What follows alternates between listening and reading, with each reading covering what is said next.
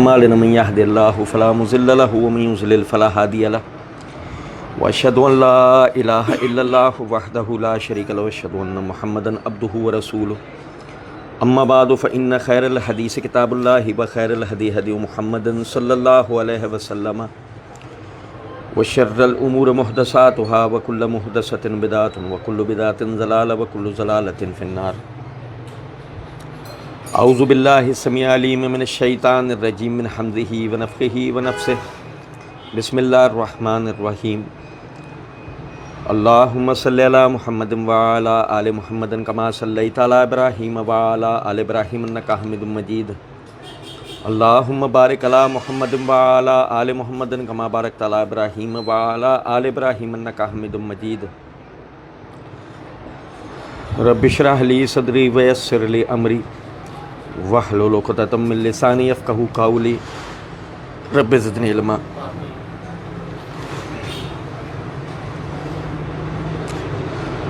وکم اہلکنا من القرون من بعد نوح وکفی بربک بذنوب عبادہ خبیرا بصیرا. من کان یرید العاجلۃ عجلنا لہ فیہا ما نشاء لمن نرید ثم جعلنا لہم جہنم یصلاھا مذموما مدحورا. ومن اراد الآخرۃ وسعی لہا سعیہا وہو مومن فاولئک کان سعیہم مشکورا. کلا نمد ہؤلاء وہؤلاء من عطاء ربک وما کان عطاء ربک محظورا. انظر کیف فضلنا بعضهم علی بعض وللآخرۃ اکبر درجات واکبر تفصیلا. لا تجعل مع اللہ الہا آخر فتقعد مذموما مخذولا. اللہ رب العزت کے فضل و کرم سے آیت نمبر 16 تک پچھلے درس میں ہم نے پڑھا تھا. آیت نمبر 17 سے آیت نمبر 22 تک آپ بھائیوں کے سامنے پڑھا ہے. ہم پڑھ رہے تھے اللہ رب العزت نے فرمایا من اہتدی فإنما یضل علیہا ولا تزر وازرۃ وزر اخری. جو بھی ہدایت کو حاصل کرے گا وہ یعنی جس نے ہدایت پائی ہے وہ ہدایت اپنے لیے اس نے پائی ہے، اور جو گمراہ ہوا اس کی گمراہی کا وبال بھی اس پر ہے. کوئی بوجھ اٹھانے والا کسی دوسرے کا بوجھ نہیں اٹھائے گا. ہم نے اس حوالے سے پڑھا تھا کہ قوم کے کمزور لوگ قوم کے طاقتور لوگوں کو اپنے آئیڈیل کے طور پر مانتے ہیں، اور جو یہ لوگ کرتے ہیں یہ غریب لوگ کمزور لوگ بھی ان کی پیروی کرتے ہیں. یوں کہہ لیجئے کہ حکمران طبقہ جو کچھ کرتا ہے عوام اس کی پیروکار ہوتی ہے. جب نبی صلی اللہ علیہ وسلم نے دعوت کا معاملہ آپ کی طرف سے ہوا تو کمزور طبقے میں سے ایک گروہ ایسا تھا جس کی نظر اپنے امیر طبقے کی طرف، اپنے طاقتور طبقے کی طرف تھی کہ یہ کیا جواب دیتے ہیں. اللہ تعالیٰ نے فرمایا جو ہدایت حاصل کرے گا اپنے لیے کرے گا، جو گمراہ ہوگا اس کی گمراہی کا وبال بھی ان پر ہوگا. جیسے آج بھی ہمارے ہاں ہوتا ہے، مفتی صاحب سے فتویٰ لے لو، غلط ہوگا تو مفتی صاحب کی پکڑ ہوگی. نہیں سمجھے کچھ بات کو. اللہ تعالیٰ نے فرمایا کوئی بوجھ اٹھانے والا کسی دوسرے کا بوجھ نہیں اٹھائے گا. اور ہم نے جیسا آخر میں پڑھا تھا وَإِذَا أَرَدْنَا أَن نُهْلِكَ قَرْيَةً أَمَرْنَا مُتْرَفِيهَا فَفَسَقُوا فِيهَا فَحَقَّ عَلَيْهَا الْقَوْلُ فَدَمَّرْنَاهَا تَدْمِيرًا. اور جب بھی ہم کسی بستی کو ہلاک کرنا چاہتے ہیں اس کے جو خوشحال لوگ ہوتے ہیں ان کی طرف ہم اپنا حکم بھیجتے ہیں. وہ نافرمانی کرتے ہیں، ہماری بات ان پر ثابت ہوتی ہے، بس ہم نے ان کو بری طریقے سے ہلاک کر دیا. آگے فرمایا وَكَمْ أَهْلَكْنَا مِنَ الْقُرُونِ مِنْ بَعْدِ نُوحٍ. اور کتنی ہی بستیاں ایسی تھیں کہ جو نوح علیہ السلام کے بعد جن کو ہم نے ہلاک کر دیا. اس نقطے میں بڑی توجہ طلب بات ہے کہ نوح علیہ السلام کا نام کیوں لیا گیا، کیونکہ اس کی وجہ یہ ہے کہ عرب کے دونوں قبائل یعنی اسماعیلی اور قحطانی جو قبائل تھے دونوں نوح علیہ السلام کی پشت سے تھے، اور اللہ تعالیٰ نے یہ بتایا کہ نوح کے بعد کتنی ہی بستیوں کو ہم نے ہلاک کر دیا کہ وہ یہ ہو نا ذہن میں کہ جی ہاں نوح علیہ السلام کے زمانے میں عذاب آیا تھا، ہاں نہیں، تو وہ صرف نوح علیہ السلام کے زمانے میں نہیں آیا تھا، عذاب تو اس کے بعد بھی آتا رہا، اور وجہ صرف اور صرف یہی تھی کہ جب انہوں نے ہدایت کو جھٹلایا اللہ رب العزت نے انہیں صفحہ ہستی سے مٹا دیا۔ فرمایا وَكَفَىٰ بِرَبِّكَ بِذُنُوبِ عِبَادِهِ خَبِيرًا بَصِيرًا، اور تیرا رب اپنے بندوں کے گناہوں پر خبر رکھنے والا اور دیکھنے والا کافی ہے۔ کتنی غور طلب بات ہے، دیکھو نصیحت اس میں ہمارے لیے اللہ تعالیٰ نے فرمایا بے ذنوب عبادہ، اپنے بندے کے گناہوں پر۔ گناہ گار بھی اللہ کا بندہ ہے، نہیں سمجھے؟ آپ اندازہ کریں وَكَفَىٰ بِرَبِّكَ بِذُنُوبِ عِبَادِهِ خَبِيرًا بَصِيرًا، تیرا رب اپنے بندوں کے گناہوں پر باخبر اور دیکھنے والا۔ یہ بڑی غور طلب یہاں پر نکتہ ہے۔ آپ کو پتہ ہے قدریہ جو تقدیر کے جو منکر گروہ ہے، یہ عیسائی علم کلام سے مطلب یعنی کہ متاثر ہونے کے نتیجے میں پیدا ہوئے۔ عیسائیوں کے اندر کئی ایسے گروہ ایسے فرقے موجود ہیں جو یہ بات کہتے ہیں کہ تقدیر کو اللہ تعالیٰ نے انسان میں ٹھونس دیا ہے، گناہ گار بندہ گناہ کرنے کے بعد اللہ کی یعنی کہ خدا کی خدائی میں سے نکل جاتا ہے۔ مزے کی بات یہ ہے کہ موجودہ انجیل کے اندر بھی ایسی ایک عبارت موجود ہے۔ اللہ تعالیٰ نے یہاں پر اس ایک لفظ کے اندر اس بات کی تردید کر دی کہ جب اس کو اپنا بندہ قرار دیا، وَكَفَىٰ بِرَبِّكَ بِذُنُوبِ عِبَادِهِ خَبِيرًا، تیرے رب اپنے بندوں کے گناہوں پر خبردار کافی ہے، جس کا مطلب وہ گناہ کرنے کے بعد بھی اللہ کی خدائی سے باہر نہیں نکلا، یعنی آج بھی اللہ کا ہی بندہ ہے۔ کیونکہ مسئلہ یہ ہے کہ گناہ گار جب گناہ کرتا ہے تو اس کے لیے ہدایت کا دروازہ بند نہیں ہو جاتا، نیکیوں کا دروازہ بند نہیں ہو جاتا، وہ اللہ کی طرف رجوع کرے، گناہوں سے توبہ کرے، نیکیوں کی زندگی بسر کرنا شروع ہو جائے۔ بعض کیفیتوں میں تو اللہ تعالیٰ اس کے پچھلے تمام گناہ معاف کر دیتا ہے، ختم۔ حتیٰ کہ ہم جانتے ہیں، معروف روایت ہے، ہم سب بھائیوں کے علم میں ہے کہ نبی صلی اللہ علیہ وسلم نے فرمایا کہ جب بندہ نیکی کا ارادہ کرتا ہے تو فرشتہ، نیکیاں لکھنے والا فرشتہ اللہ رب العزت سے عرض کرتا ہے کہ اے اللہ اس نے نیکی کرنے کا ارادہ کیا ہے۔ اللہ تعالیٰ جواب میں فرماتے ہیں اس کے نامہ اعمال میں 10 نیکیاں لکھ دو۔ نیکی کا ارادہ کیا ہے، اس کے نامہ اعمال میں 10 نیکیاں لکھ دو۔ بادشاہ ہے نا، ابھی ہم آگے آیت پڑھ رہے ہیں، وما کان عطاء ربک محظورا، تیرے رب کی جو عطا ہے نا، تیرے رب کی جو بخشش ہے وہ رد کرنے والی نہیں۔ بادشاہ وہ، اس نے نیکی کا ارادہ کیا، اس کو 10 نیکیاں دے دو۔ پھر ایک شخص گناہ کا ارادہ کرتا ہے، گناہ لکھنے والا فرشتہ جو ہے نا وہ کہتا ہے کہ اللہ اس نے جو ہے گناہ کا ارادہ کیا ہے۔ اللہ تعالیٰ نے فرمایا، اللہ تعالیٰ فرماتے ہیں اس نے بھی گناہ کیا نہیں۔ اب وہ اس ارادے سے گھر سے چل پڑتا ہے، فرشتے کہتے ہیں اللہ اب لکھ لیں، اس نے گناہ کیا نہیں۔ یہاں تک کہ وہ اس جگہ پہنچ جاتا ہے، کہتا ہے اللہ اب لکھ لیں کہ نہیں اس نے گناہ کیا نہیں۔ یہاں تک کہ وہ گناہ کر بیٹھتا ہے کہ اللہ تعالیٰ اب لکھ لیں اس نے گناہ کر لیا ہے۔ اللہ کہتا ہے بہت ممکن ہے یہ توبہ کر لے، بہت ممکن ہے یہ توبہ کر لے۔ یہاں تک کہ رات ہو جاتی ہے، وہ بغیر توبہ کیے سو جاتا ہے۔ اللہ تعالیٰ کہتے ہیں اس کے نامہ اعمال میں ایک گناہ لکھ لو۔ نہیں سمجھے بات؟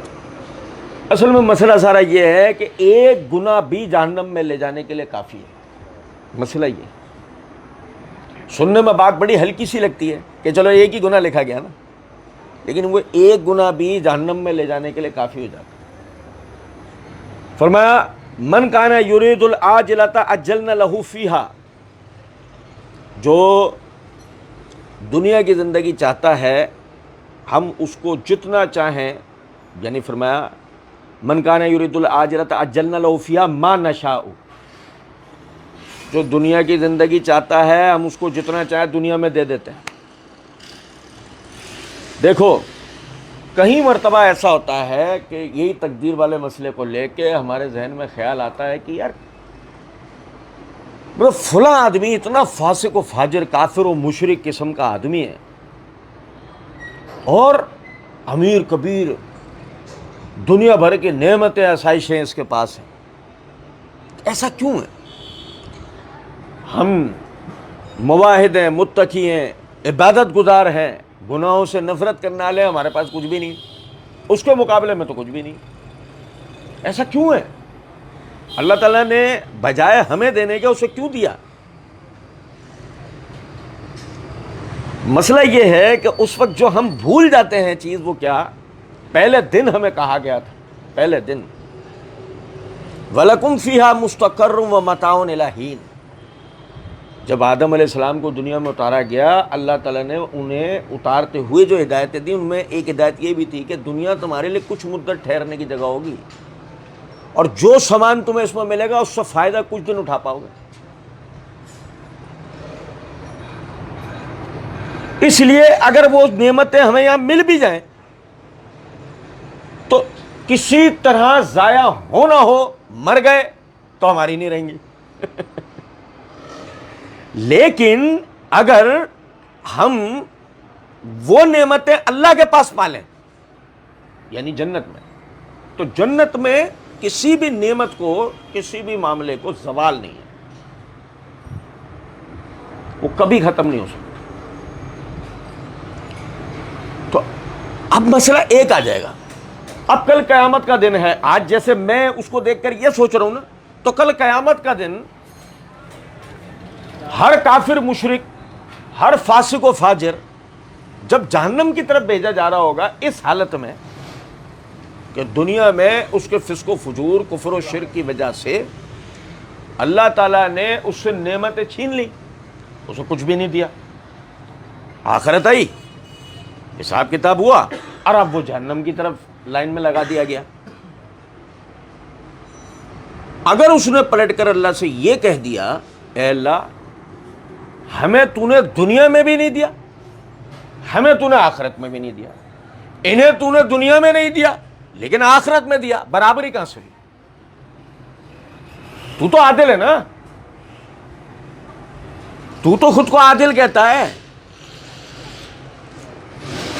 ہمیں تو نے دنیا میں بھی نہیں دیا اور ہمیں اب تو جہنم میں بھی بھیج رہا ہے. انہیں دنیا میں نہیں دیا مگر انہیں تو جنت میں بھیج رہا ہے، انہیں تو نعمتوں میں بھیج رہا ہے.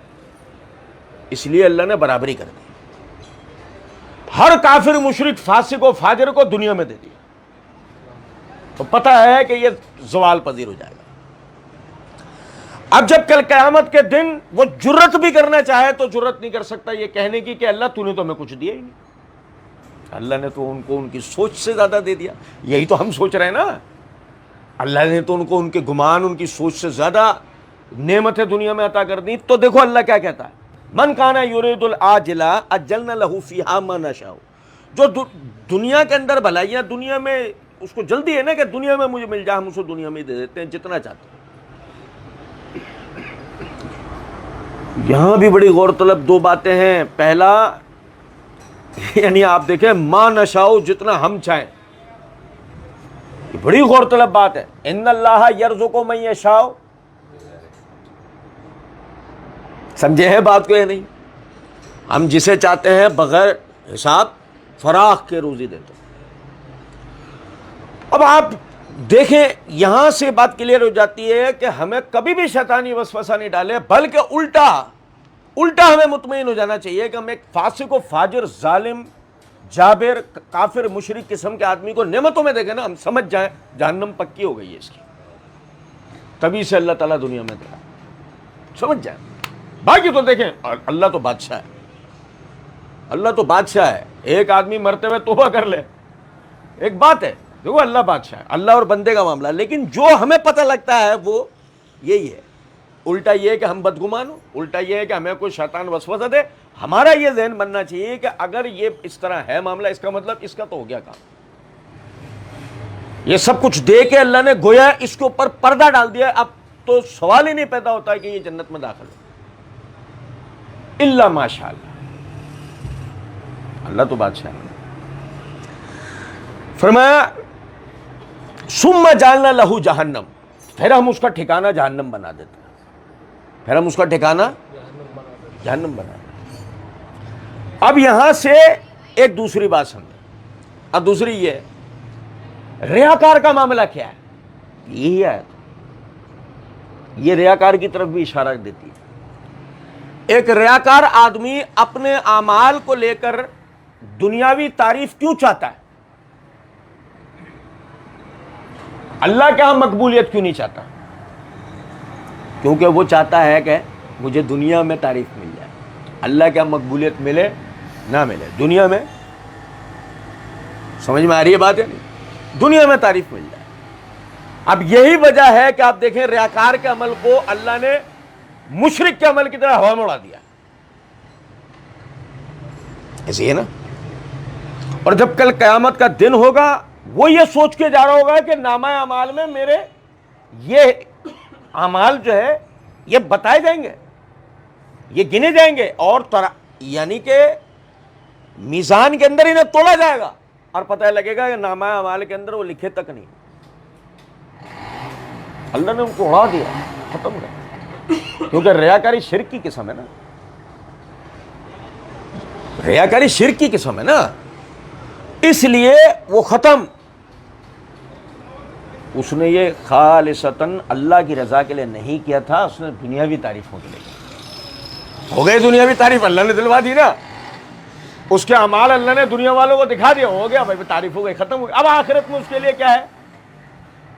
ثم جعلنا لہ جہنم, پھر ہم اس کے لیے جہنم مقرر کر دیتے ہیں. بس اب وہ سیدھا جہنم میں جائے گا. یصلاھا, یہ دیکھو کتنی اگر غور کیا جائے, یصلاھا مذموما مدحورا. میں آپ کو بتاؤں نا, وہ ایک حدیث میں الفاظ ہیں, مسند احمد کے اندر بیعت ہے, جہنم کا جلاد فرشتہ کوڑے مارتا ہوا لے کر جا رہا ہوگا جہنم. نہیں سمجھے؟ جہنم کے جو جلاد فرشتے ہیں وہ کوڑے مارتے ہوئے جو نا اس کو جہنم میں لے کے جا رہے ہوں گے, ان لوگوں کو, جہنمیوں کو جہنم کی طرف لے کے جا رہے ہیں.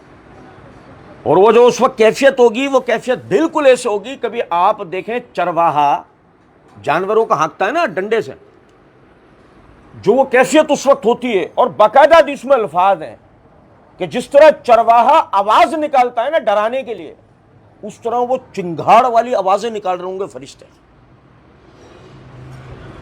بالکل وہی کیفیت, وہ کوڑے مار رہے ہوں گے اور چنگھاڑ رہے ہوں گے فرشتے بری طریقے سے, اور ایسے جو نا وہ جہنم میں لے کے جا رہے ہوں گے.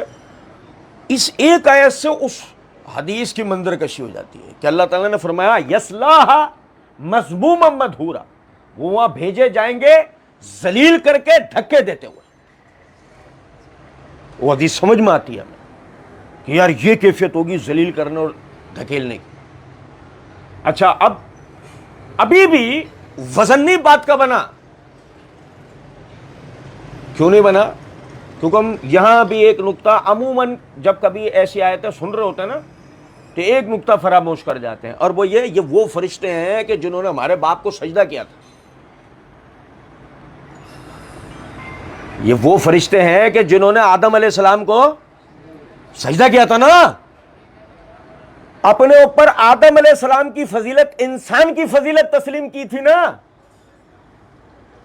یہی فرشتہ آج انسان کو ذلیل کرتے ہوئے, دھتکارتے ہوئے لے کے جا رہے ہیں اپنے ساتھ. کیوں؟ وجہ یہ ہے, میں عموماً ایک بات کہا کرتا ہوں کہ دیکھیں حقیقی انسانیت مسلمان ہونے میں ہے. بات سننے میں عجیب لگتی ہے, لیکن یہ سب سے بڑی حقیقت ہے، سب سے بڑی انسانیت، یعنی انسانیت کی معراج کیا ہے؟ مسلمان ہونا۔ اگر ایک آدمی مسلمان نہیں ہوگا، ظاہر ہے کسی نہ کسی طرح کے کفر، شرک، فسق، کسی نہ کسی بدامنی، ظلم کے اندر مبتلا ہوگا، اور اس درجے پر آ کے وہ انسانیت سے گرا ہوا ہوگا، اس درجے پر آ کر وہ انسانیت سے گرا ہوا ہوگا، اور جب وہ انسانیت سے گر جائے وہ اپنی فضیلت سے، اشرفیت سے گر گیا۔ اب جس کو فرشتوں نے سجدہ کیا تھا وہ تو اشرف المخلوق تھا، یہ تھوڑی ہے۔ جسے فرشتوں نے سجدہ کیا نہیں آدم علیہ السلام کو، یعنی کہ ہم سب کے باپ کو، تو وہ تو صاحب فضیلت تھے نا، یہ تو نہیں ہے۔ ایک مومن متقی پرہیزگار کو جو فرشتے خوشخبریاں دیتے ہوئے جنت میں لے کے جا رہے ہوں گے تو وجہ کیا ہوگی کہ وہ صاحب فضیلت لوگ ہیں نا۔ بھائی جنتی صاحب فضیلت آدمی ہوتا ہے نا یار، تو فرشتے انہیں خوشخبریاں دیتے ہوئے، ویلکم کرتے ہوئے جنت میں لے کے جا رہے ہیں، اور جہنمیوں کو کوڑے مارتے ہوئے، دھتکارتے ہوئے اپنے ساتھ لے کے جا رہے ہیں۔ ابھی ایک آگے ہم آیت پڑھ رہے ہیں، اس وہ اور واضح کرے گی اس بات کو، لیکن یہ نقطہ سمجھیں کتنی خطرناک بات ہے۔ ہم اس بات کو سمجھیں کہ دنیا میں آپ نے حرام کاری، گناہ، ظلم کر کے کسی بھی قسم کا اسٹیٹس بنایا ہو، ایک تو سب سے بڑی بات قبر میں جاتے ہی وہ اسٹیٹس ختم ہو جانا ہے۔ قبر، اور سننا، دنیا میں آپ کیا تھے؟ سنو، دنیا میں آپ تھے وزیر اعظم، دنیا میں آپ تھے صدر، وزیر خزانہ، وزیر دفاع، S P, D S P, colonel, general, M N A, M P A, عالم، انجینئر، پائلٹ، دنیا میں آپ یہ سب تھے۔ دنیا میں آپ حاجی صاحب تھے، بھائی امیر آدمی ہو، زندگی میں کبھی کعبۃ اللہ کی تصویر میں بھی نہ دیکھا ہو، مگر سب کیا کہہ رہے ہوتے ہیں؟ ایسے ہی نا بھائی، دنیا میں آپ حاجی صاحب تھے، جیسی قبر میں گئے صرف ایک اسٹیٹس بنتا آپ کا، مردہ، مرحوم، یہی اسٹیٹس بنتا ہے نا، مرحوم بڑے اچھے آدمی تھے، ختم سارے اسٹیٹس۔ اب جب کل قیامت کا دن آیا تو دو اسٹیٹس بننے، جنتی ہے جہنمی۔ جنتی ہونے میں تو خیر ہی خیر ہے، لیکن اگر جہنمی ہوا تو ذرا دیکھو تو صحیح، کہو بھائی جنرل صاحب کو، کرنل صاحب کو، وزیر اعظم صاحب کو، مشیر صاحب کو، انجینئر صاحب کو، پائلٹ صاحب کو کوڑے مارتے ہوئے لے کر جا رہے ہیں فرشتے، دھتکارتے ہوئے، جیسے جانوروں کو لے کے جاتے ہیں۔ کیا ذلت کی بات ہے، کیا ذلت کی بات ہے اگر آدمی سمجھے۔ فرمایا ومن ارد الآخرۃ وسعى لها سعیہا وهو مؤمن فاولئک کان سعیہم مشکورا۔ اور سنیں، اللہ کہتا ہے ومن ارد الآخرۃ، جس کا ارادہ آخرت کا ہو، یہ جس کا ارادہ دنیا کا ہو وہ ابھی ہم نے پڑھ لیا۔ اب اللہ نے فرمایا من ارد الآخرۃ، جس کا ارادہ آخرت کا ہو، وسعى لها سعیہا، اور اس نے اس کے لیے کوشش کی ہو، اس نے اس کے لیے کوشش کی ہو۔ اب آپ کو پچھلا درس یاد آ رہا ہوگا، میں نے توجہ دلائی تھی، ہم اگلے درس میں ایک آیت پڑھیں گے۔ کیا پڑھا ہم نے پچھلے درس میں؟ اللہ نے فرمایا وَلَا تَزِرُ وَازِرَةٌ وِزْرَ أُخْرَىٰ، کوئی بوجھ اٹھانے والا کسی دوسرے کا بوجھ۔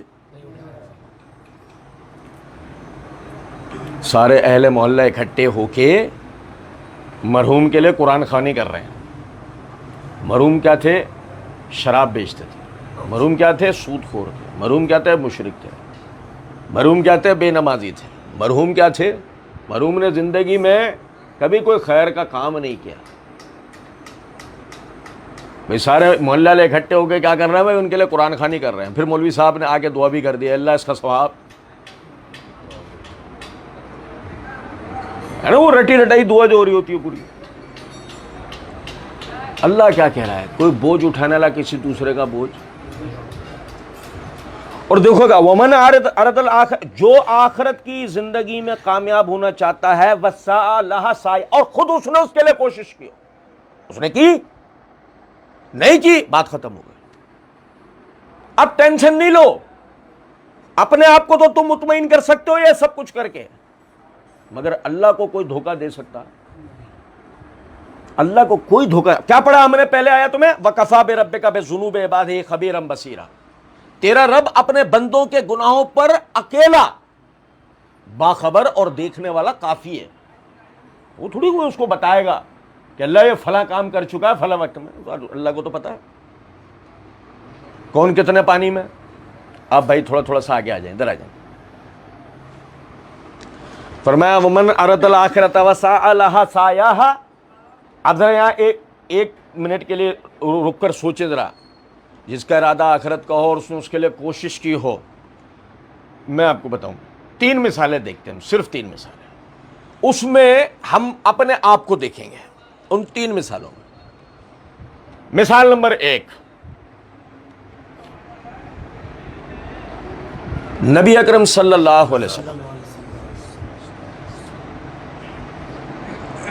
بھائی انبیاء اکرام علیہم الصلوۃ والسلام گناہوں سے پاک ہوتے ہیں نا، یہ پتہ ہے نا آپ کو یہ مسئلہ؟ انبیاء اکرام علیہم الصلوۃ والسلام گناہوں سے پاک ہوتے ہیں۔ اللہ تعالیٰ نے ان کو پیدائشی طور پہ اپنی حفاظت میں لیا ہوا ہوتا ہے، شیطان انہیں گمراہ کر سکتا، بہکا سکتا نہیں۔ تو ان کی تو نعوذ باللہ جہنم کی بحث ہو ہی نہیں سکتی نا، ہو سکتی ہے؟ اور ان کی تو بحث سیدھی جنت کی ہوگی کہ بھائی تو جنت کا سب سے پہلے دروازہ کھولنے والے ہی محمد صلی اللہ علیہ وسلم ہے، ایسے نا بھائی؟ اب آپ دیکھیں، کوئی بھی عالم، کوئی بھی خطیب تہجد، صلاۃ اللیل، رات کی نماز کی فضیلت بتا رہا ہوگا، وہ یہ حدیث لازمی سنائے گا کہ عائشہ صدیقہ رضی اللہ تعالی عنہا فرماتی ہیں کہ نبی صلی اللہ علیہ وسلم رات میں نماز کے لیے کھڑے ہوتے، جو قیام کرتے نا، قیام، اللہ اکبر، جو قیام کرتے اتنا طویل ہوتا کہ آپ کے پیر سوج جاتے تھے، آپ کے پیر سوج جاتے تھے۔ میں عموماً نبی صلی اللہ علیہ وسلم سے عرض کرتی، اے اللہ کے رسول، کیا اللہ تعالیٰ نے آپ کو دنیا میں جنتی نہیں کر دیا؟ جی، پھر آپ اتنی کمر باندھ کے عمل کیوں کرتے ہیں؟ نبی صلی اللہ علیہ وسلم نے فرمایا، اے عائشہ، جس رب نے مجھے یہ انعام مجھ پر کیا، کیا میں اس کا شکر بھی ادا نہ کروں؟ سمجھے نہیں ہم بات کو؟ یار شکر ادا کرنے کے لیے اتنا سخت ترین عمل کر رہے ہیں، ایسے کمر باندھ کے عمل کر رہے ہیں شکر ادا کرنے کے لیے۔ ہم شکر ادا کرنا تو بہت دور کی بات ہے یار، اللہ کے ذکر کے لیے نہیں کرتے۔ بھئی نماز آپ سمجھو نا، اللہ نے کیا فرمایا؟ اقیم الصلاۃ لذکری، میرے ذکر کے لیے نماز کو قائم کرو۔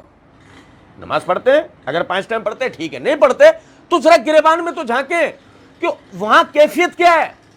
وہ کیفیت یہ ہے کہ وہ صرف اللہ کا شکر ادا کرنے کے لیے رات کی نماز میں ہر رکعت میں اتنا طویل قیام کر رہے ہیں کہ ان کے پیر سوج گئے، صرف شکر ادا کرنے کے لیے۔ یہ آخرت کے لیے محنت۔ اور سنیں دوسری مثال، دوسری مثال بلال رضی اللہ تعالیٰ۔ ابھی مطلب بلال رضی اللہ تعالیٰ وہ صحابی ہیں جنہوں نے اسلام کا ابتدائی دور دیکھا۔ بھائی ہمیں تو کبھی اللہ کے دین کے اندر سوئی نہیں چبھی کہ سوئی چب گئی ہو، کوئی کانٹا ہی لگ گیا ہو رستے میں۔ ایک بات، ہم پر تو اللہ تعالیٰ نے بڑے ہی فضل و کرم کر رکھا ہے،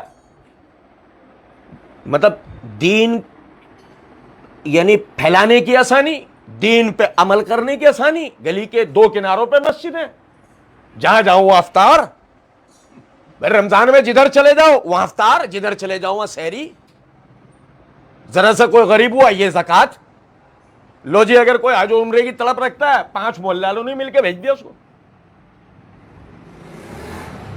اور ہم تو ایسے ملک میں رہتے ہیں، یہ بھی بتا دیتا ہوں میں، اور ہم تو ایسے ملک میں رہتے ہیں جو پوری دنیا میں اس بات پہ گنا جاتا ہے کہ جہاد کے لیے سب سے زیادہ نکلنے والے لوگ بھی اس ملک سے۔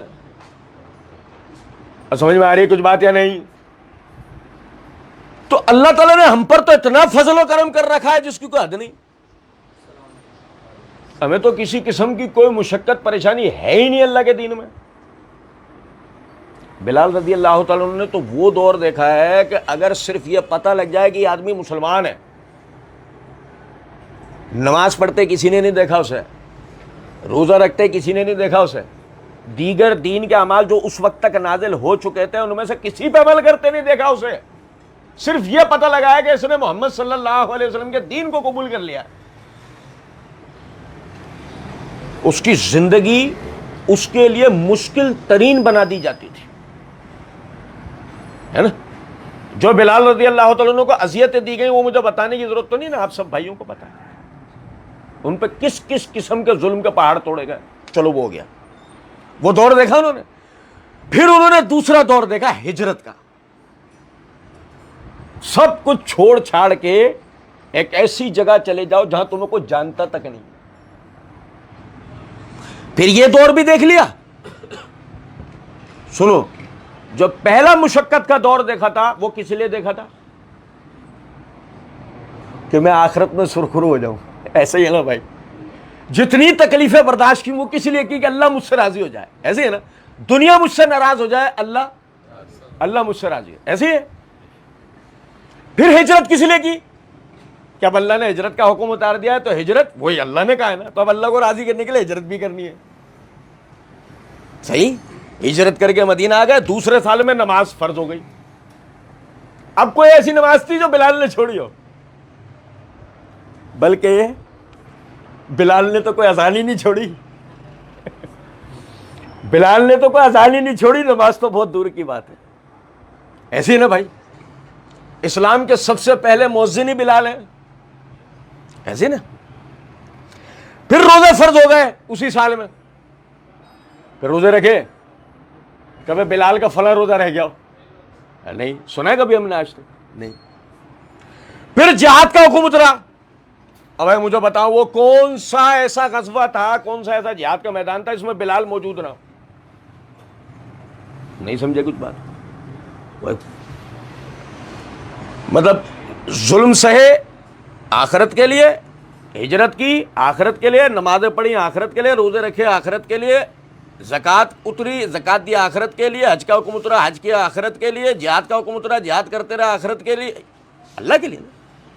اب سمجھو ذرا اس بات کو کہ وہ جو ہمارے ہاں 1 روپے کے 3 عاشق رسول جو ملتے ہیں، پتہ ہے نا، 1 روپے. آپ کو اگر میری بات پہ یقین نہیں ہے، 12 ربیع اول والے دن ٹرک سے ایک ٹافی لٹا کے دیکھو، بھاگتے ہوئے جتنے ہیں وہ اتنے کے ہی ہیں. جو اس ٹافی کو لوٹنے کے لیے آئے بھاگتے ہوئے، سمجھ جاؤ یہ اس ٹافی کی قیمت جتنے ہیں یہ ٹھوک کے بھاؤ.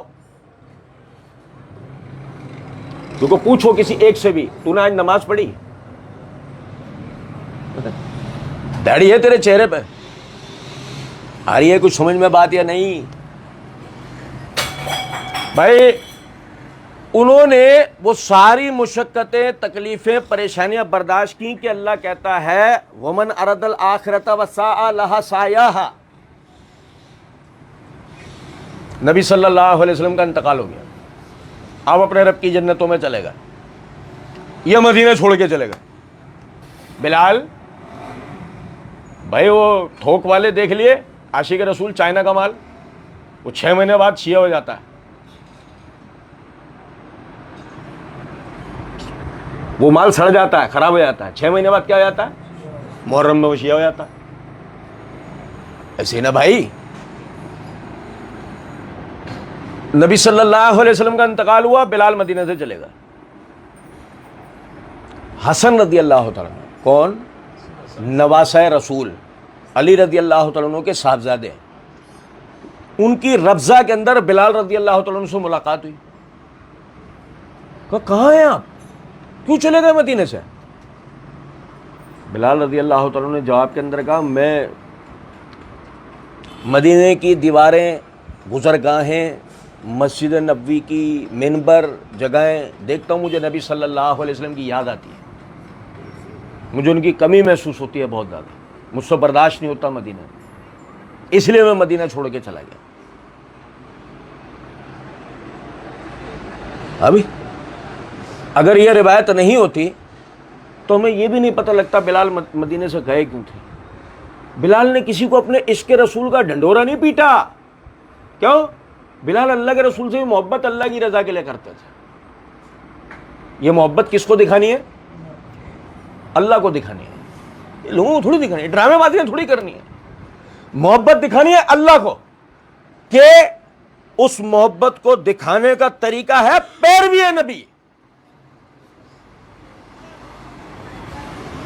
نہیں سمجھے بات؟ نبی کی پیروی نہیں کر رہے ہو تو کون سی محبت کر رہے ہو یار؟ سمجھ میں آ رہی ہے بات یا نہیں؟ آپ یہ دیکھو، ضرورت نہیں تھی بلال کو ان ساری چیزوں کی. بلال نے یہ سب کیا کس کے لیے؟ ومن اراد الآخرۃ وسعى لها سعیہا، جس کا ارادہ آخرت کا اور اس نے اس کے لیے کوشش کی ہو خود. اس نے یہ نہیں کہ وہ اس نے آیت کریمہ پڑھی 1000، اس نے فلانی آیت پڑھی، اس نے سورہ یاسین پڑھی، اس نے یہ پڑھی، اس نے پڑھی. ابھی کیا مطلب ہے اس بات کا؟ اس نے اتنی رشوت جمع کرا دی، اس نے اتنی رشوت جمع کرا دی، اس نے اتنی رشوت جمع کرا دی. کیا ہو بھائی، ہمارے والے کو جنت میں بھیج دو. مذاق لگا پڑا. اور تمہارے والے نے کیا کیا تھا؟ اور بھائی اگر ہمیں اپنے والوں کو جنت میں بھجوانے کا اتنا شوق ہے تو ان کی زندگی میں ان کی نماز و روزوں کی فکر کرو. وہ نماز نہیں پڑھتا اس کو توجہ دلاؤ، وہ روزہ نہیں رکھتا اس کو توجہ دلاؤ، وہ اللہ کے راستے میں زکوٰۃ نہیں دے رہا اس کو توجہ دلاؤ. بھائی تیرے مال پہ زکوٰۃ دیا کر. دنیا میں اس کو گناہوں سے روکو. اگر ہم یہ چاہتے ہیں کہ ہمارے لوائقین جنت میں پہنچے، ان کی بخشش، ان کی مغفرت ہو جائے، یہ ہے سب سے پہلا بنیادی طریقہ، کہ پہلے اس کو چھوڑ کے رکھا کہ وہ ساری عمر حرام کاریاں کرتا رہے، اس کے بعد جمع ہو گئے بخشوا رہے. مذاق ہے؟ اللہ کو نہیں پتا. فرمایا ومن اراد الآخرۃ وسعى لها سعیہا، جس کا ارادہ آخرت کا ہو اور اس نے آخرت کے لیے. اب تیسری مثال سمجھا، خالد بن ولید رضی اللہ تعالیٰ. بھائی یار سمجھو ذرا بات. غسل دینے کے لیے آپ کے جسم سے کپڑے ہٹائے گئے تو آپ کے جسم پر 129 زخموں کے نشان تھے. کتنے؟ اللہ کے راستے میں جہاد کرتے ہوئے اس اللہ کے بندے کو 129 قسموں کے زخم آئے ہتھیاروں کے، جو ان کے جسم پر تھے. جس دن نبی صلی اللہ علیہ وسلم نے ان کو مدینے سے پہلی مرتبہ جہاد کے لیے بھیجا ہے، اس کے بعد سے مدینہ خالد واپس نہیں آئے، سوائے اس کے کہ ایک مرتبہ عمر رضی اللہ تعالیٰ نے اپنے دور میں خالد بن ولید رضی اللہ عنہ کو اس لیے معزول کر دیا تھا کہ لوگوں میں سے بعض نے یہ کہنا شروع کر دیا تھا کہ خالد جس جنگ میں ہو وہ تو جیتتے ہی جیتتے ہم. تو عمر رضی اللہ تعالیٰ نے یہ نصیحت کرنے کے لیے کہ تمہیں جنگ اللہ جتواتا ہے، خالد نہیں. فتح کس کی طرف سے ہے؟ مدد کس کی طرف سے ہے؟ کسی بندے کی وجہ سے نہیں. صرف اس وجہ سے خالد رضی اللہ تعالیٰ عنہ کو معزول کیا تھا. بس جب لوگوں کو سمجھ آ گئی بات، دوبارہ خالد رضی اللہ تعالیٰ عنہ کو ان کے منصب پہ، یعنی کمانڈر کے طور پر ان کو بھیجا. اس اللہ کے بندے نے دوبارہ کبھی مدینے کی زمین نہیں دیکھی، یہاں تک کہ اس کا 27 سال جہاد کرتے کرتے اس کا اللہ کے راستے میں شہادت ہو گئی، انتقال ہو گیا، ختم. کو پوچھے بھی بچے ہیں، خاندان ہے. ولید بن مغیرہ کے سردار کے لڑکے تھے، ولید بن مغیرہ کے. یار ایک پورے قبیلے کے یعنی سردار کے بیٹے، سردار مر گئے تو اب خود سردار ہوں گے نا. اور نہیں سمجھے کچھ بات کو؟ بڑی غور طلب بات ہے. کوئی پوچھے اچھا وہ فتوح الشام کے اندر روایت موجود ہے کہ وہ نماز پڑھ رہے ہیں، رات کی نماز پڑھ رہے ہیں، تہجد پڑھ رہے ہیں، اور ہچکیوں کی آوازیں آ رہی ہیں ان کے پاس سے. کیا آواز آ رہی ہیں؟ ہچکیاں آتی ہیں، ہچکیوں کی آوازیں آ رہی ہیں ان کے پاس. وہ کہتے ہیں کہ جی ہم نے جا کر قریب دیکھا کہ کیا ہوا ہے. ان کو جا کے دیکھا تو رو رہے تھے. کیا ہو رہا ہے؟ رو رہے تھے. ان کے علاوہ کبھی کسی نے خالد بن ولید رضی اللہ تعالیٰ عنہ کو روتے کیا ہنستے نہیں دیکھا بھائی. بہت سخت گیر انسان, ایک بالکل فوجی آدمی تھا وہ, اور رونے دور کا کسی نے ہنستے نہیں دیکھا ان کو کبھی, کیسے کھلکھلا کے کہہ کے مار کے ہنستے ہوں. بہت سنجیدہ آدمی. وہ دیکھا رو تو وہ حیران ہو گیا, بیٹھ گیا. وہ نماز مکمل ہوئی, ان سے پوچھے کیا ہوا بھائی. نماز مکمل ہوئی, ان سے پوچھا کہ حضرت آپ رو رہے ہیں؟ انہوں نے کہا کہ میں ایسی آیتوں کی تلاوت کر رہا تھا جنہوں نے مجھے رلا دیا. میں اور تم, وہ ایک ایک دن میں 100 آدمی اپنی تلوار سے قتل کرنے والا آدمی تھا. جو ایک ایک دن میں 100 آدمی اپنی تلوار سے قتل کر دیتا ہو, وہ کتنا سخت آدمی ہوگا. اس کے دل میں اللہ کا ڈر دیکھو. یہ رکھ دیں یار موبائل نیچے, ہو بھائی موبائل نیچے رکھیں. اور جس کے دل میں اللہ کا خوف دیکھو کتنا ہے, کہ جب وہ اللہ کے سامنے کھڑا ہوتا ہے اور وہ آیتیں پڑھتا ہے, روتا ہے. یہ میں اور تم, یہ ختم شریف کرنے والے, کبھی اپنے آپ کو دیکھیں تو صحیح. کیا قرآن پڑھتے ہوئے ہماری آنکھوں میں آنسو آتے ہیں؟ کیا نمازیں پڑھتے ہوئے ہم روتے ہیں؟ کیوں؟ اس کی وجہ ہے ہم نے ابھی تک یہ بات سمجھی نہیں ہے کہ ہمیں سامنا کرنا کس کا ہے. ہمیں اللہ کا سامنا کرنا ہے. ہم نے ابھی تک یہ بات سمجھی نہیں. ہم جواب دے کس کو ہیں؟ ہم جواب دے اللہ کو ہیں. ہم یہ بات ہی نہیں سمجھ رہے ہیں, اس کی اہمیت کوئی نہیں سمجھنے کی کوشش کر رہے ہیں. اور وقت کتنا باقی بچا ہے یہ نہیں ہے سب سے بڑا اندازہ, کہ وقت بہت کم بچا ہے ہمارے پاس. اللہ تعالیٰ نے ہمیں جو زندگی دی, اس میں جو ناز و نعم دیے, جو خوشی اور غمی دی, جو لمحات اور گھنٹے اور دن اور ہفتے اور مہینے اور سال جو دیے, اس میں جو بہاریں, جو خزائیں, جو عیدیں, جو بقرہ عیدیں جو دی, ان سب کے بارے میں اللہ تعالیٰ ہم سے سوال کریں گے. اور اس بیچ میں جو ہم نے گناہ کیے ہیں, جو اللہ کو ناراض کرنے والے کام کیے ہیں, یقین کریں اس سے پہلے کہ اللہ ہم سے پوچھے, اس دن کی جو سختی ہے, ایک ایک چیز ہمیں خود ہی یاد دلا دے گی. سب کچھ یاد آنا شروع ہو جائے گا کہ وہ بھی کیا تھا, یہ بھی کیا تھا, فلاں کام بھی کر چکے ہیں, فلاں کام بھی کر چکے ہیں, آج ہمارا ہوگا کیا. نامہ اعمال تو ملے گا جب ملے گا. نامہ اعمال دیکھ کے جو پڑھیں گے سو پڑھیں گے. اس دن کی جو سختی ہے وہی ہمیں یاد دلانا شروع کر دے گی کہ ہم نے کیا کیا کر دیا. اور جتنے آج ہم مطمئن ہیں, آج جتنے ہم اپنی زندگیوں میں مطمئن ہیں, ہمیں ایسا لگتا ہے یار کوئی مسئلہ ہی نہیں. دو قسم کے وسوسے ہیں. ایک گروہ وہ ہے جو توحید پرست ہے, اس کو شیطان نے وسوسہ یہ دے رکھا ہے کہ میں تو چونکہ میں واحد ہوں, میں تو انشاءاللہ پیدا ہی جنت کے لیے ہوں, مجھے تو اللہ بھیجے گا ہی جنت میں. نہیں سمجھے؟ اور دوسرا طبقہ وہ ہے کہ جس نے, میں نے ابھی بتایا نا, 1 روپے کے 3, کہ جی ہم تو عاشق رسول ہیں, سرکار ہمیں قملی میں چھپا کے اپنے ساتھ جنت میں لے جائیں گے. اب پتہ نہیں وہ سرکار اس کے ہیں کون, کیونکہ اگر بات نبی صلی اللہ علیہ وسلم کی ہو تو آپ سمجھیں نبی صلی اللہ علیہ وسلم اور بلال, یعنی نبی صلی اللہ علیہ وسلم کے پیچھے بلال لائن میں لگے, اور حاجی صاحب بھاگتے ہوئے آگے نکلنے کی کوشش کریں. سرکار ذرا اس منظر کو غور کیجیے گا, فرشتے بولیں گے بلال سے آگے, حاجی صاحب بلال سے آگے جانے دیں گے؟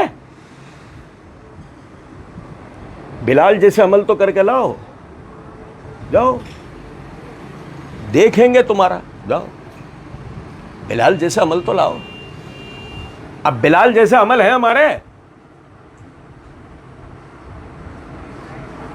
ہمارے تو زیادہ نہیں, آج سے 70 سال پہلے کے جو ہمارے بزرگ تھے نا دنیا میں, آج سے 70 سال پہلے, ان جیسے بھی اعمال نہیں ہمارے. بھائی ایسا ہے, یاد اب دماغ میں لاؤ اپنے داداؤں ناناؤں کو, ہم سب اپنے داداؤں ناناؤں کو دماغ میں لائیں تو ابھی یاد آنا شروع ہو جائے گا ہمارے خاندان کے, ہمارے محلے کے کتنے بزرگ ایسے تھے جو بیچارے 5 ٹائم کے نمازی تہجد دار لوگ تھے. آج ہم اپنی دیکھیں تو ہماری تو حالتیں بری ہیں. ہماری تو فرض نمازوں کا پتہ نہیں ہے, تہجد تو بہت دور کی بات ہے. اللہ نے فرمایا من اراد الآخرۃ وسعی لہا سعیہا, جس نے آخرت کی جس کی نیت ہے اور اس نے اس کے لیے خود کوشش کی ہے, وہو مومن, اور دوسری شرط وہو مومن, اور وہ مومن ہونا چاہیے. حاتم طائی جنت میں نہیں جائے گا بھائی. عدی بن حاتم رضی اللہ تعالیٰ عنہ عیسائیوں کے عالم تھے, حاتم طائی کے لڑکے تھے. سنے نا حاتم طائی کے قصے. مسلمان ہوئے, نبی صلی اللہ علیہ وسلم کی خدمت میں حاضر ہوئے, آگے عرض کیا اللہ کے رسول میرے والد کا کیا انجام ہوا؟ فرمایا تیرا باپ جہنم میں. سمجھ میں آ رہی ہے کچھ بات یا نہیں؟ حاتم طائی نے بڑے انسانی خدمت کے کام کیے, ڈائریکٹ کدھر گیا؟ جہنم میں. وجہ پکا عیسائی تھا. مشنری عیسائی ہوتے نا جو تبلیغ والے, پکا وہ عیسائی تھا. کہاں گیا؟ سیدھا جہنم. وجہ کہ اصل میں دو چیزیں آپس میں لازم و ملزوم ہیں. پہلا ایمان لانا, دوسرا نیک اعمال کرنا. محض آپ کا ایمان لانا آپ کو جنت میں لے کے نہیں جائے گا, اور محض آپ کا نیک اعمال یا اچھے اعمال کرنا آپ کو جنت میں لے کے نہیں جائے گا. چلو میں آسان کر کے آپ کو بتاتا ہوں. آپ کا بحریہ ٹاؤن ہے, یہ بحریہ ٹاؤن,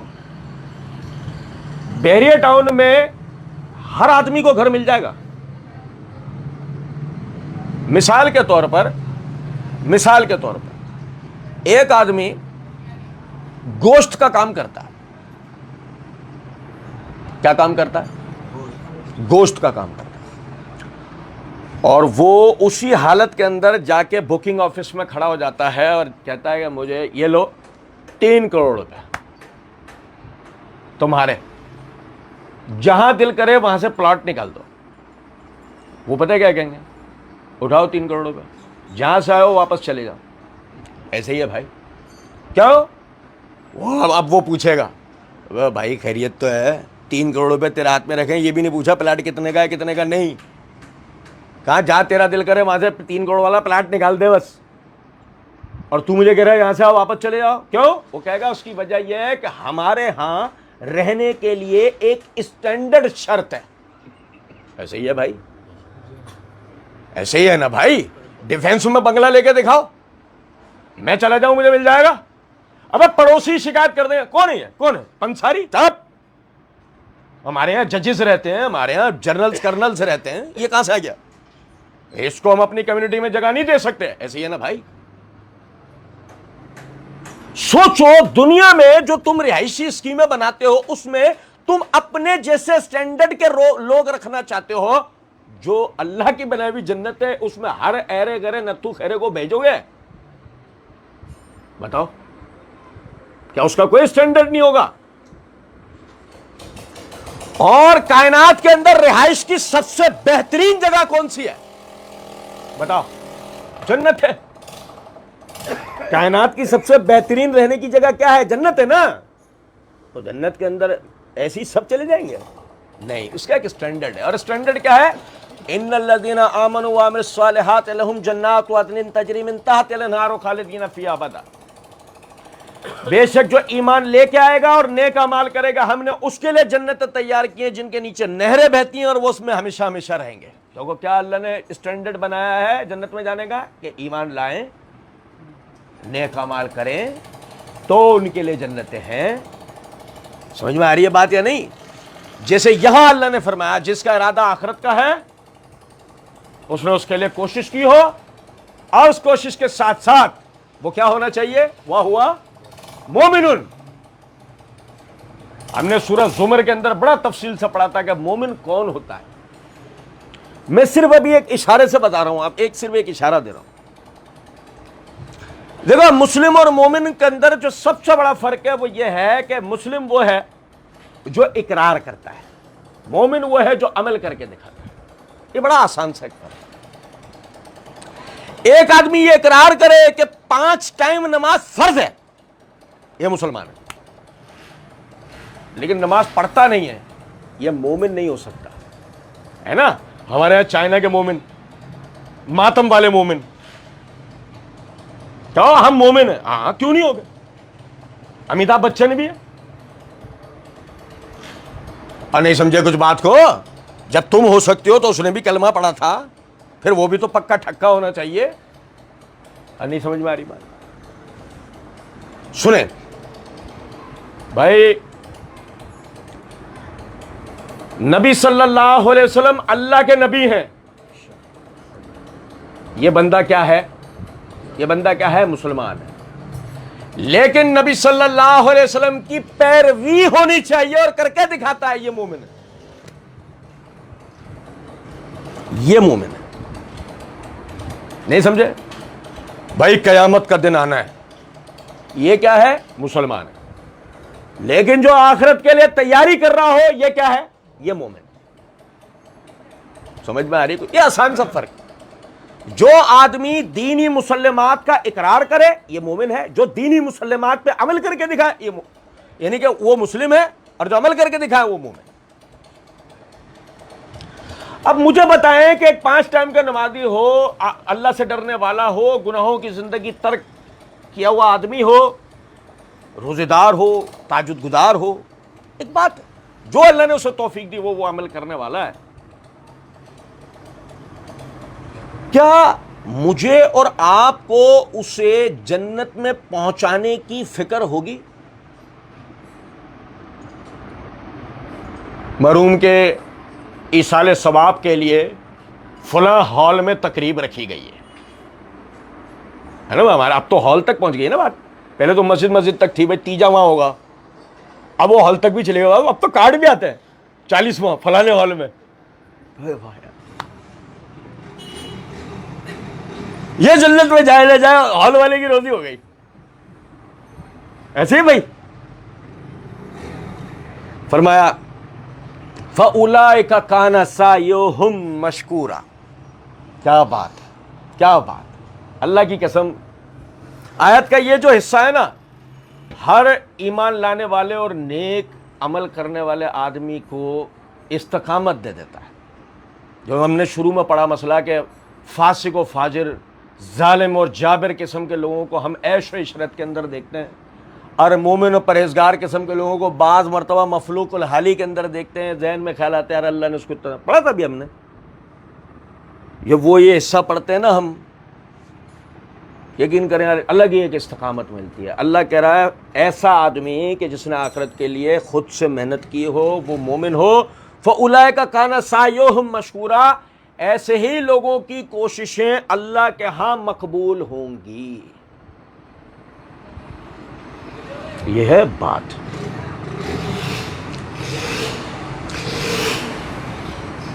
پتہ ہے میں آپ کو بتاؤں، اس احساس کو سمجھنے کی کوشش کریں.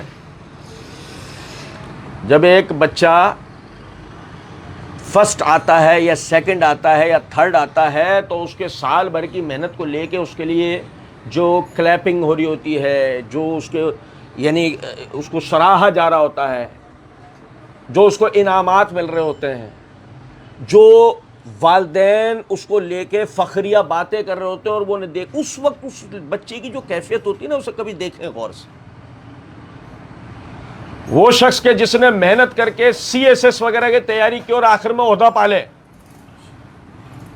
وہ عہدہ پانے کے بعد جو اسے خوشی ملتی ہے نا، وہ کبھی دیکھا کریں. وہ آدمی جس نے ڈاکٹر ہونے کے لیے محنت کی اور آخر میں وہ ڈاکٹر سرجن بن جائے، کبھی اسے غور سے دیکھیں.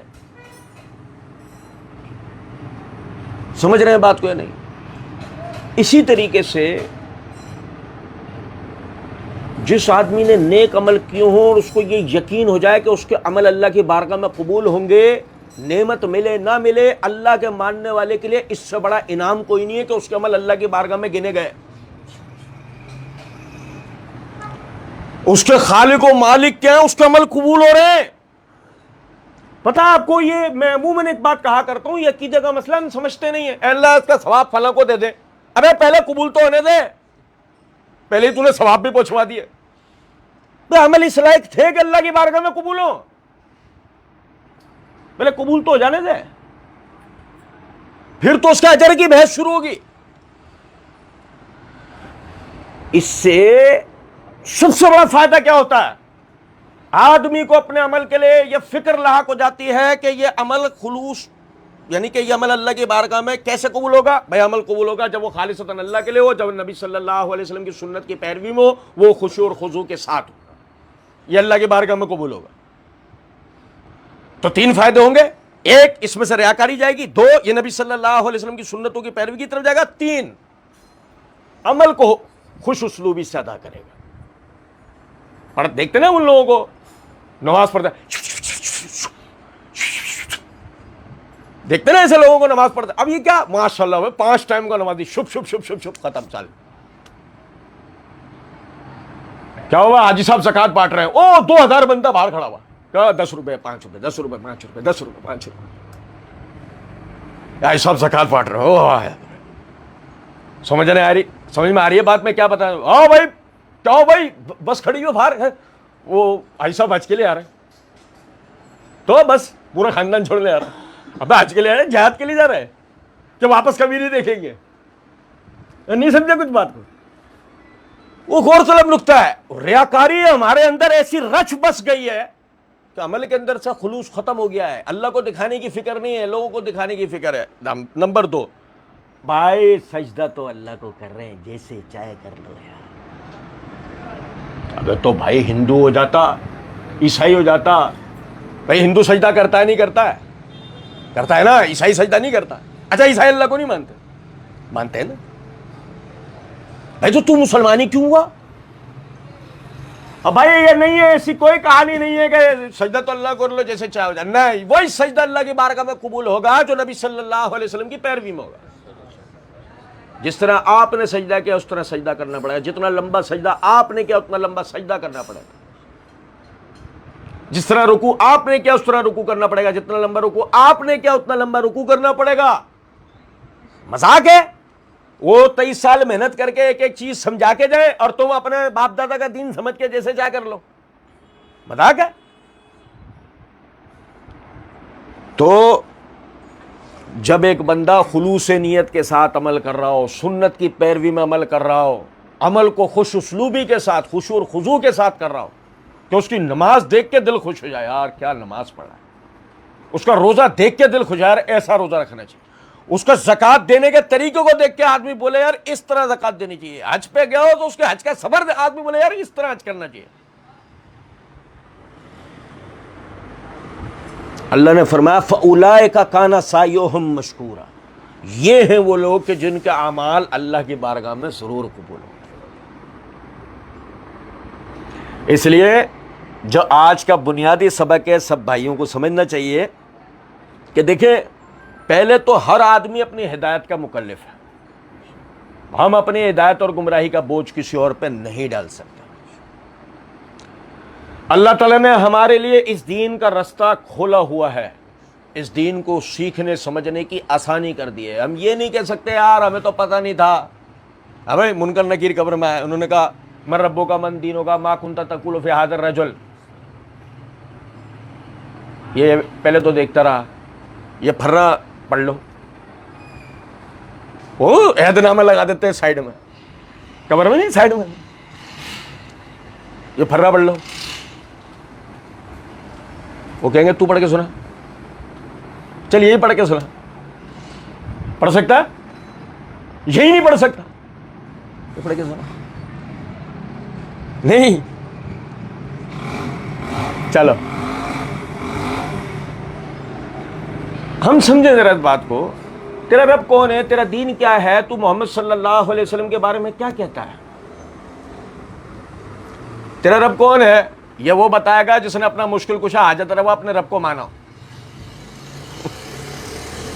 وہی دے گا نا اس کا جواب۔ تیرا دین کیا ہے؟ وہ اصل میں نا مجھے کام سے ٹائم ہی نہیں ملتا تھا، اب میں صبح سے دکان پہ آتا تھا، رات کو فارغ ہو کے آتا تھا، بھی بچے بھی پالنے نا، گھر کے معاملات بھی دیکھنے، منکر نکیر کہیں گے وہ آئے تیرے ساتھ، قبر میں نہیں نا، تو اکیلا ہے. بھائی جن ماں باپ بیوی بچوں دوست احباب کے لیے آپ نے اللہ کو ناراض کیا، آ گئے کیا ساتھ آپ کے اندر بیٹھے ہیں کیا جواب دینے کے لیے؟ ہاں ہمارا بھائی ہم دیں گے جواب دے. ایسا ماں دنیا میں کہہ رہی ہے دودھ نہیں بخشوں گی، اب دے جواب، چل میرے ساتھ قبر میں جواب دینا منکر نکیر کہ دودھ نہیں بخشوں گی. انہیں بول، الٹا اسی کی قبر میں آ کے پوچھا تو بھی بتا، تینوں سوالوں کے جواب تو بھی دے. ایسے ہی ہے، کسی کی بچت ہے، کسی کی بھی بچت ہے. یہ تو وہ سوالات ہیں، یہ تو وہ سوالات ہیں جو انبیاء اکرام علیہ السلام سے ہوئے. تو ہم آپ کس کھیت کی مولی ہیں؟ نہیں سمجھے؟ تو محمد صلی اللہ علیہ وسلم کے بارے میں کیا کہتا ہے؟ اب اس کا جواب کون دے گا؟ سنو ذرا بات کو. وہ آدمی جس کا آئیڈیل کوئی فلم سٹار ہو، وہ آدمی جس کا آئیڈیل کوئی کرکٹر ہو، کوئی سیاست دان ہو، ہاں بھائی مرشد ہے نا، بھی سیاست دانوں میں بھی ایک مرشد بن گئے ہیں. مرشد، اب بتاؤ جو اللہ کے رسول کا لقب تھا مرشد، مرشد کس کا لقب ہے؟ مرشد کے لفظی معنی ہوتے ہیں ہدایت کا رستہ دکھانے والا. کون ہے ہدایت کا رستہ دکھانے والا؟ نبی صلی اللہ علیہ وسلم کے علاوہ کوئی ہے؟ کتنی بڑی بدبختی ہے کہ میں ایک داڑھی منڈے آدمی کو کیا کہہ رہا ہوں؟ یہ مرشد ہے. یہ کتنی بڑی بدبختی ہے، کتنا بڑا نمک حرامی ہے نبی صلی اللہ علیہ وسلم سے. کیونکہ مسئلہ سارا یہ ہے کہ یہ سوال ویلڈ ہے. ما کنت تقول فی ھذا الرجل، تو نبی صلی اللہ علیہ وسلم کے بارے میں کیا کہتا ہے یہ بتا. اب اس کا جواب وہ دے گا جس کے آئیڈیل محمد الرسول اللہ صلی اللہ علیہ وسلم، وہی دے سکتا ہے. جس نے اپنی ساری زندگی نبی صلی اللہ علیہ وسلم کی پیروی میں گزاری ہو، وہی دے سکتا ہے نا اس کا جواب. جس نے ان سوالوں کا جواب نہیں دیا تو کیا الفاظ حدیث کے اندر نبی صلی اللہ علیہ وسلم نے فرمایا قبر آخرت کے منازل میں سے سب سے پہلی منزل ہے. جو یہاں کامیاب ہو گیا وہ ساری منازل میں کامیاب ہوگا. جو یہاں فیل ہو گیا، جو یہاں ناکام ہوا، وہ اب کہیں بھی کامیاب ہو سکتا. اس کا مطلب شفاعت بھی مل پائے گی. آخرت میں نبی صلی اللہ علیہ وسلم امتیوں کے لیے شفاعت فرمائیں گے نا. پتہ ہے نا یہ عقیدے کا مسئلہ، تو اب اسے شفاعت بھی مل پائے گی. تو پھر وہ جو ڈرامے بازی تم کر رہے ہو دنیا کے اندر، سرکار کے امتی ہیں، سرکار اپنے ساتھ جنت میں لے آئیں گے. تو کون سے سرکار؟ وہ انڈیا کی سرکار ہوگی. پھر وہ والے تو سرکار ہو نہیں سکتے. سمجھ رہے ہیں بات کو؟ نہیں. تو جو دوسرا سبق ہے وہ یہ، کوشش اس بات کی کریں کہ ایمانیات کو اپنے سیکھیں پڑھیں سمجھیں، ہمارے اعتقادات ہمارے ایمان کیا ہیں. ہر ایک دین کے عقیدے اور ایمان پر ہمارا عقیدہ اور ایمان ہونا چاہیے. اور جس عمل کی سنت کے مطابق اللہ تعالیٰ نے آپ کو توفیق دے دی ہو، اس کے لیے یہ نہیں کہیں جمعے سے شروع کروں گا، اس رمضان سے شروع کروں گا، اس عشاء سے شروع کروں گا، اس فجر سے شروع کروں گا. کیونکہ ہمارے اور ہماری موت کے درمیان میں عشاء یا فجر نہیں ہے، ہمیں یہ نہیں پتہ ہے. کوئی جمعہ یا رمضان نہیں ہے، ہمیں یہ نہیں پتہ ہے. اس لیے اللہ تعالیٰ نے توفیق دے دی ہے، اس کا شکر ادا کریں، آگے بڑھ کر نیک اعمال کرنے کے لیے کمر باندھ لیں. اللہ رب العزت سمجھنے اور عمل کرنے کی توفیق دے. وما علینا